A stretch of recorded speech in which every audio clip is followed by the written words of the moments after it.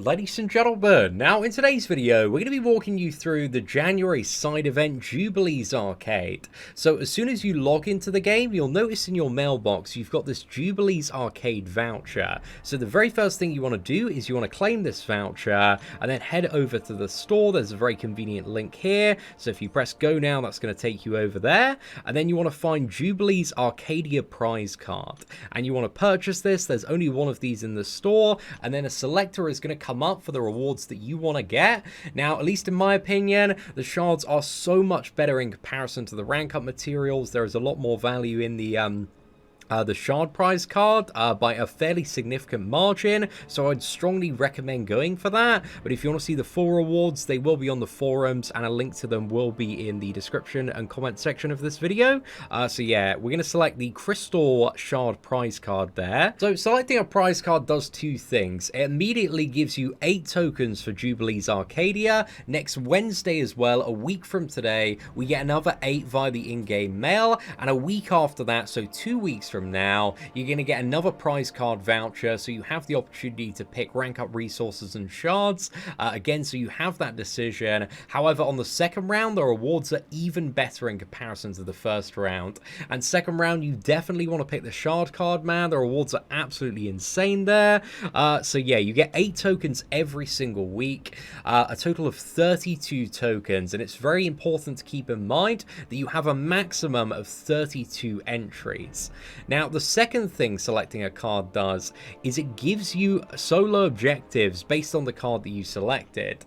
Now, it's very important to keep in mind that with your a limited amount of entries, at least in the first 2-week period, you can only fully complete one of these solo objectives, and you want to strive for the highest one based on the maximum difficulty that you can do in the side event. So ideally, if you can do the legendary difficulty, it's going to be very worth your time, because if you do the mutant one 5 times, you get 10,000 5-star shards, and also another 5 times as well is also going to give you 4,000 6-star shards.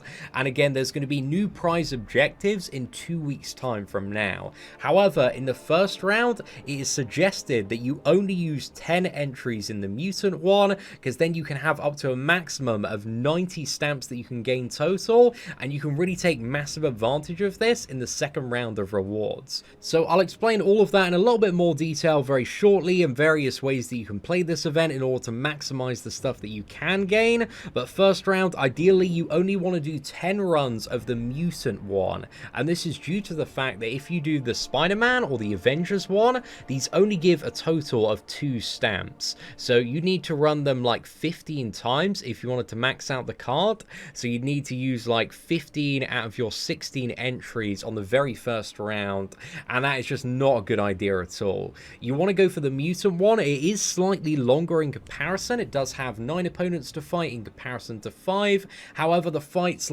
aren't that difficult once you get used to them. Probably the most tricky encounter is like the heavy Aegis rogue, but as long as you heavy counter her off her special one, then she really isn't too bad to deal with. Also, the Domino Trinity is really valuable to extend the stun duration and just fire off like a couple of heavies to remove that. So yeah, once you get used to it and find like a good counter for that rogue, then this is going to be a very easy event to farm on legendary difficulty, at least in comparison to some of the more difficult content in this game.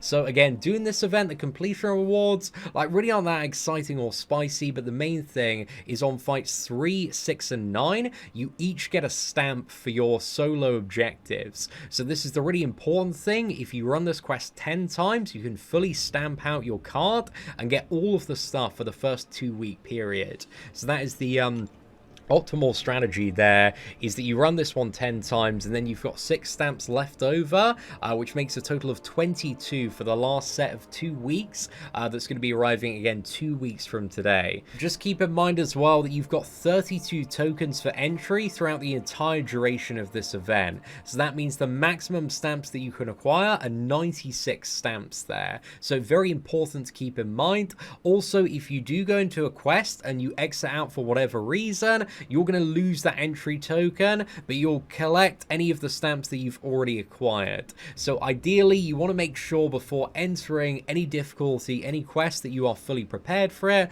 Ideally, you've watched a video beforehand and you know what all of the fights look like, because again, if you get stuck and you have to exit out, this could cost you some really big rewards. So just be very careful and very wary of the fact that the tokens and the entries are very limited, and if you want to play this event to its max, you don't want to be wasting them. So to bring out the rewards, you can see we're currently in set 1, which is the first 2 weeks, and then we're going to transition in 2 weeks time into set 2, and set 2 has much better rewards in comparison to set 1, and also if you've saved up stamps, you've got access to even more stamps, enough to potentially get all of the objectives done for both legendary and epic. And the rewards again on set 2 are much better, because if you do the mutant one 10 times, that's all your 30 stamps that you need in order to get all of the rewards. So in set 2, you can run 10 of the mutant on legendary difficulty. You should be able to get the 5-star featured hero crystal and also 5,000 shards, but also you have the potential as well to run 10 on epic if you want to. So what this allows you to do is on top of that as well, get 2,000 6-star shards and also the 5-star awakening gem crystal. However, if you choose to go for 10 on epic, unfortunately you won't be able to get the Cavalier prize card of 10% of a random T5CC. So this is basically a choice, as long as you went into this event prepared and you're aware of this decision, between a random T5CC, 10% of it, and a 5-star awakening gem crystal. So I know I've been throwing around a lot of information, so to make it as easy as I possibly can, I've just clearly laid out what you need to do for the 5-star awakening gem and also the T5CC. Again, you have to choose which path you want to go down for maximum rewards here. So if you want 5-star awakening gem, it's the mutant legendary weeks 1 and 2. You need to do 10 runs of that and then stop. You should have 6 tokens left over for weeks 3 and 4 then. And then in weeks 3 and 4, you want to do 10 runs of the mutant legendary. As soon as the prize card and new objectives come then, that's going to give you all the stamps you need on both legendary runs to get all of those rewards as well. And then you should have 10 left over. And then you want to do 10 runs in mutant epic week 3 and 4, and that's going to give you the 2,000 6-star shards and also the random 5-star awakening gem. So again, in my opinion, for the majority of players, this is the best route to go down if you don't need the 10% random T5CC and would instead prefer the 5-star awakening gem. However, with the 10% T5CC, again, weeks 1 and 2 are exactly the same. You just want to do 10 runs of the legendary, and then in weeks 3 and 4, you want to do 17 runs in legendary, because that's going to give you the 51 additional stamps you need to bring the Cavalier objective over 80, so you get the random T5CC there. And also then you want to do 5 runs in mutant epic week 3 and 4, and that's going to give you all of the stamps you need to get 2,000 additional 6-star shards. So hopefully that spreadsheet makes it a little bit easier to understand. If you're still a little bit confused by everything, you know, it still is a little bit of a confusing, a little bit of an overwhelming event in comparison to the average one, but just make sure that whatever you're doing, like, do not do the Avengers one, do not do the Spider-Man one, focus on the mutant one, because getting more stamps is so much more valuable, because it allows you to access even more objective rewards.